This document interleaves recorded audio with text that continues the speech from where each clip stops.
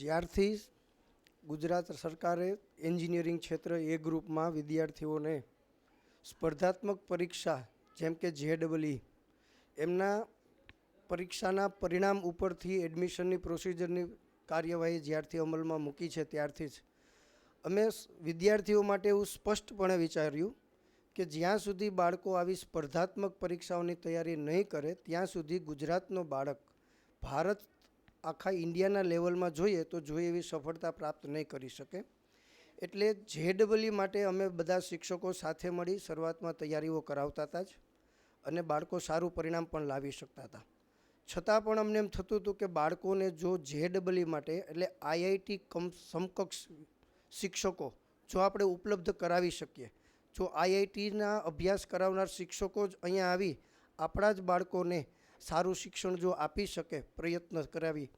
તો અમે એ પ્રયત્નમાં થોડાક આગળ વધ્યા અને એ વિચારતા અમારા ધ્યાનમાં એક નંદુ એજ્યુકેશન કરીને રાજકોટની સંસ્થાનો કોન્ટેક્ટ થયો. તેમના સર્વા શ્રી કિરણભાઈ સાથે અમારે ચર્ચા 2-3 વખત મિટિંગ થઈ, મુલાકાત થઈ અને જોયું કે તેમના શિક્ષકોની આખી ફેકલ્ટી છે એ તજજ્ઞ શિક્ષકો છે. આપણા ગુજરાતી મીડિયમના બાળકોને સારામાં સારું શિક્ષણ આપી શકે એવી એમની પાસે ટીમ છે અને બાળકોને જે કંઈ મુશ્કેલીઓ પડતી હોય છે, જે ઇંગ્લિશ મીડિયમના અમુક વર્ડ્સ એમને ન સમજાય, એમના કોઈ પ્રોબ્લેમ હોય તો એ ગુજરાતી મીડિયમ અથવા તો હિન્દી મીડિયમમાં સોલ્વ કરી શકે એવી એમની પાસે ટીમ હતી. એટલે અમને પોતાને એમ થયું કે ચાલો આપણે નંદુ એજ્યુકેશનના આ જે તજજ્ઞોની ટીમ છે એ આપણા બાળકોને પ્રોવાઈડ કરીએ. અને ખરેખર અમને પોતાને એ બાબતથી ઘણો સંતોષ છે કે એ જે IIT સમકક્ષ છે કે શિક્ષકો આવી અહીંયા બાળકોને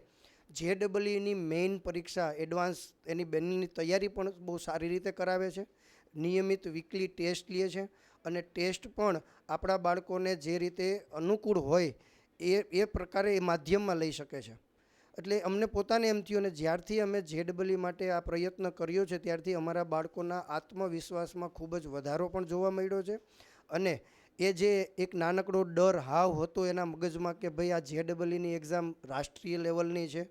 અને એ રાષ્ટ્રીય લેવલની એક્ઝામમાં આપણે કેવું પરફોર્મન્સ બતાવી શકશું, પરંતુ એના મગજમાં જે આ ડર હાવ હતો એ એક આ નંદુ એજ્યુકેશનની જે ટીમ ઉપસ્થિત થઈ અમારી પાસે અને એ ડર હાવ અમારી પાસે જતો રહ્યો છે. હાલના તબક્કે અમે જે જોઈએ છીએ કે એમના શિક્ષકો જેની ભણાવવાની મેથડ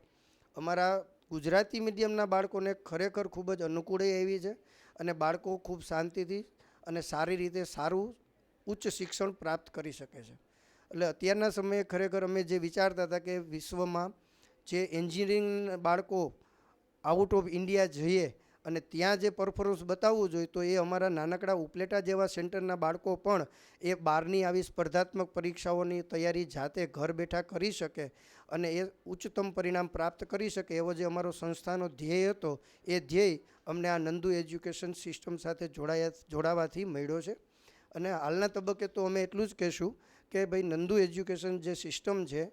એમના જે આખી ટીમ છે, કિરણભાઈ તો છે જ પણ સાથે એમની જે આખી ટીમ એ પણ ખૂબ કોઓપરેટિવ છે અને દરેક સાથે એ આમ નિસ્વાર્થ અને વિનમ્ર રહીને વ્યવહાર કરે છે. એટલે હાલના સમયે હું નંદુ એજ્યુકેશનની આખી ટીમનો ખૂબ આભાર માનું છું.